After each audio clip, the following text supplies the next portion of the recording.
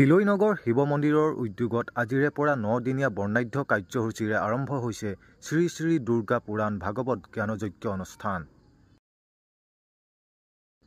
আজি প্ৰথম দিনা তিলৈনগৰৰ শিৱ মন্দিৰৰ প্ৰাংগণৰ পৰা গেমনলৈকে বিশাল শোভাযাত্ৰা কৰি বুহিদিং নৈৰ পৰা পানী সংগ্ৰহ কৰি ৰীতি নীতি আৰু পৰম্পৰাৰে কলহ স্থাপন কৰা হয় মণ্ডপত।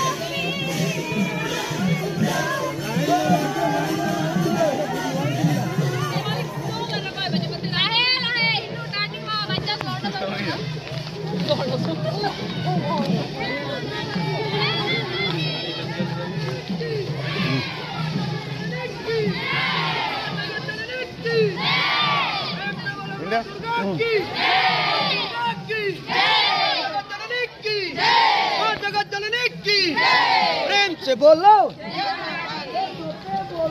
जय माता दी, जय माता दी, जय माता दी।